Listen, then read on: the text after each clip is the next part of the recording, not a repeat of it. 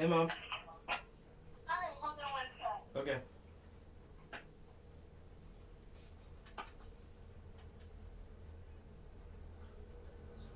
You there? Yes, Yeah. sorry about that. I had to put you on speaker for a second. Well, that's fine. I just got back to campus. Oh, good. I'm glad the flight went safely. How are you feeling? You feeling okay? You don't sound so great. Yeah, I'm alright. I'm just tired, I guess, but that's nothing new. Everyone's tired. Everyone? Yeah, it seems like it. Or at least the seniors that don't have jobs, I suppose. And there's always more work to be done. It just kind of feels like it never really ends. But are you okay, though? I know you don't have a job. However, you're moving along in the process, and the window just opened. So Yeah, I'm so... yeah. I guess I'm alright. It's just like this very particular sort of hurt that I'm feeling. Like there's so much oppression of the like human spirit in the world. I feel like I've spent the last 4 years studying in sociology, and it feels like I don't really have a choice right now but to play into all of that. Yes, I could tell some of your feelings when you were here. I don't know, maybe you should try writing about it. Remember when you were younger and you know, even through high school? And maybe if you wrote down some of the things you're feeling, it might help. And it might help you to make peace with them. Yeah, I guess so. It just sort of feels like if I write now, it won't make that much sense. Like my thoughts are a bit all over the place, so it might end up being too abstract. Hmm. Well, sometimes abstract thoughts are okay to write down too. Why don't you just try to write it out? Even if it doesn't make sense now, maybe it will in retrospect. Maybe go to the places that make you happy or sad or anything really. And just take note of something, small or large. All right, all right, I'll try. Well, I have to go now, but I love you. Okay. Well, I love you too. Let me know how it goes. But definitely, take out the journal or take out some paper and just write down your thoughts, okay? Okay. All right, sounds good. I'll talk to you later. Okay. Love you. All right, love you too. Okay. Bye bye. Bye.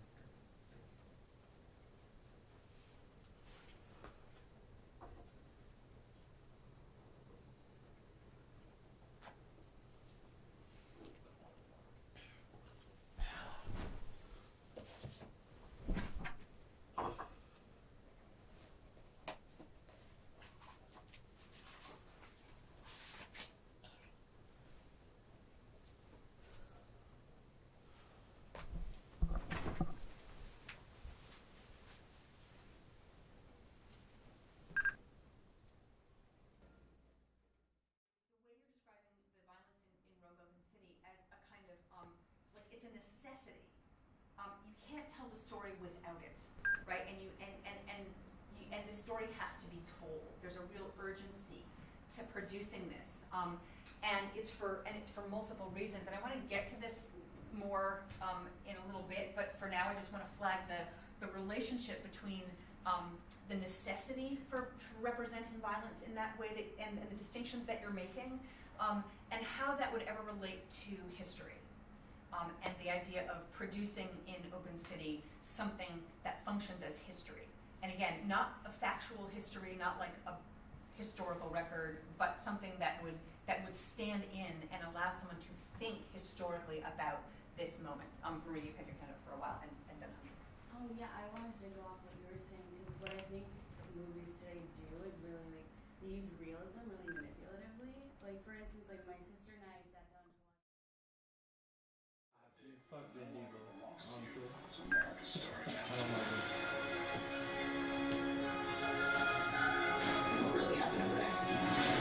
These are the movies that give this shit to Trump. This is one of the craziest things I've ever seen. Yeah, all of it. Looks like we're about to start anew. Who better start with than you, dear? See you next year. This season, start a new tradition. Experience the power of infinity now, with leases starting at $3.19 a month. Any excuse to come to Japan is a good one. A sushi legend is taking Tony where it all started. What's a beer? Cheers. Anthony Bourdain Parts Unknown, Japan, Sunday at 9 on CNN. Match app. Oh, I like it. How is this different than some other apps? You get more of an idea of what the person is like. Versus? Here's my face, or not my face. It's a little bit more mature. Match. Start for free today. This is Life with Lisa Lane. New episodes, Sundays at 10 on CNN. We've got a key race alert. Let's check in all the key battleground Oh states. my Cliffhanger going on here in Michigan right now. 56% of the vote is in. Look at how close it is. Donald Trump has a lead of 13,000 over Hillary Clinton, 47.7% to 47.2%. There are 16 electoral votes in Michigan. It's so close. In Wisconsin, 65% of the vote is in. Now Donald Trump has a little bit better of a lead, 66,000 votes ahead of Hillary Clinton, 49.1% to 45.8%, 10 electoral votes in Wisconsin. In New Hampshire, look at this, 64% of the vote is in. Trump has a lead of 9,300 votes over Hillary Clinton, 48.2% to 46.2%, 4 electoral votes in New Hampshire, and he is leading in Iowa as well. More than half of the vote is in, 54%. Donald Trump is ahead by 32,600 votes over Hillary Clinton in Iowa, 6 electoral votes, 4 key states. 4 key states right now, John, and those states are going to be decisive. And she has closed Man, again. that Geller guy After is saying not gonna love it for for the Democratic areas, the question is, we're still only at 57% Yeah, of vote in Michigan. She's I now got still sorry. like an hour, 1 point race of each other there. And so, you start looking at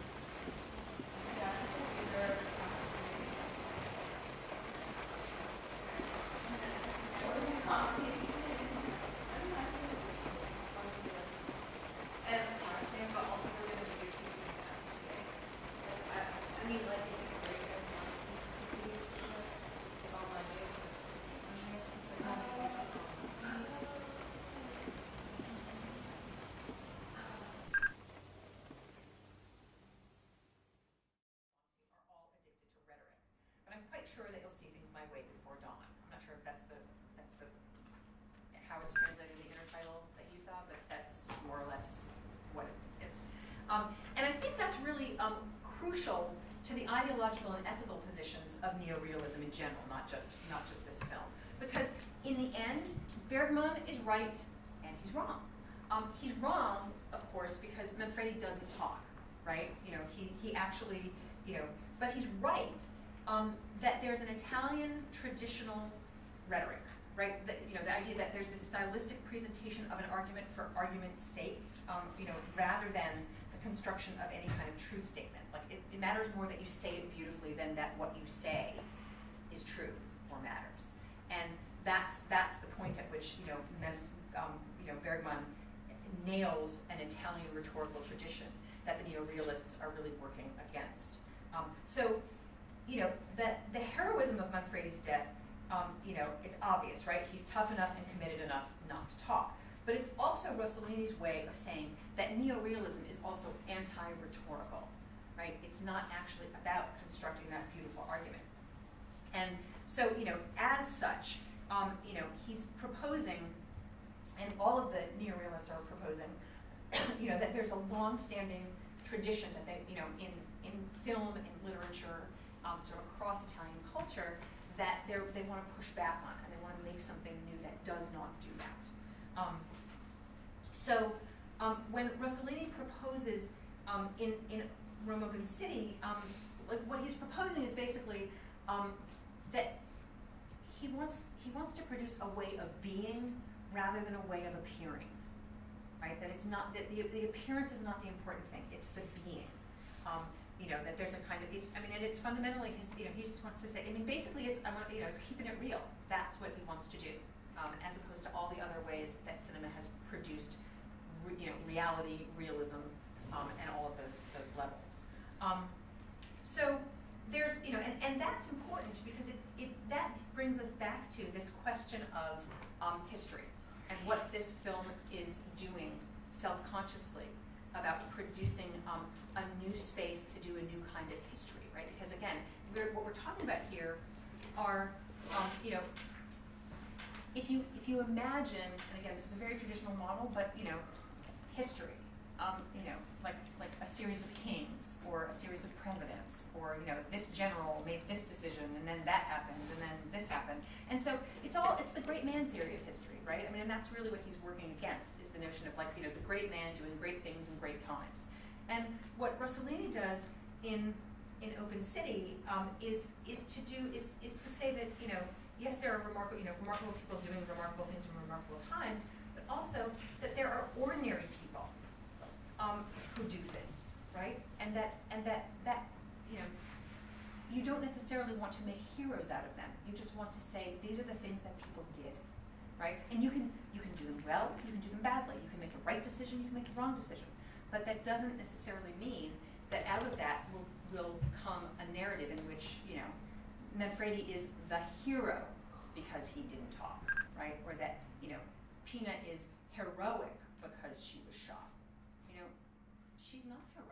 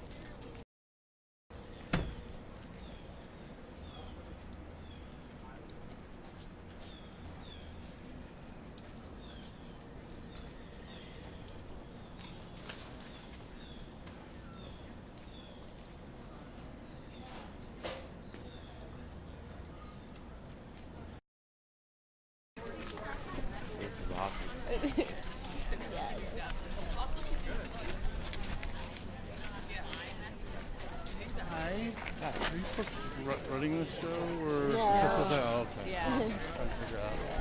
I'm Bill. I'm Bill. Nice to meet you. I'm with the communications office here. Hello. Oh, cool. Nice. That's for all are you here with the record, No, or? No. I am actually a student, but I am a film and media studies thesis. Oh, cool. So I'm working on like a pseudo documentary for my thesis film. Okay. I would say this is a real documentary. Our action today with a march towards Converse, where we will have student speakers, professor talks, and again, more actions of solidarity. Again, thank you all for being here with us.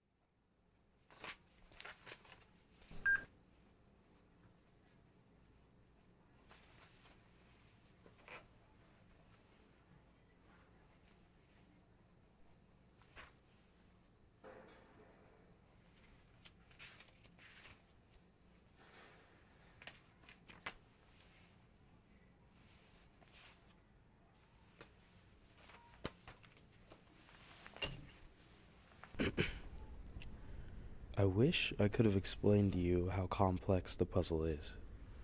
We could both tell that I was getting too distant, obsessing over a way to take others to the places I had been. I was compelled to make one final turn inwards, and so I replaced my eyelids with mirrors. When I slept, I dreamt of my true nature. At once, I was everything and nothing. There before me was a throne. There's a line in a song that I like that says, "If you really want to know yourself, it will come at the price of knowing no one else." My reality was fragmented, and yet the dark spaces in between had become just as important as my moments of clarity. And then one day, I saw you in a dream. We were somewhere high up in the clouds, surrounded by the warmth of the sun. You held me and told me a story from our past. You tried to make me remember that time that I almost disappeared.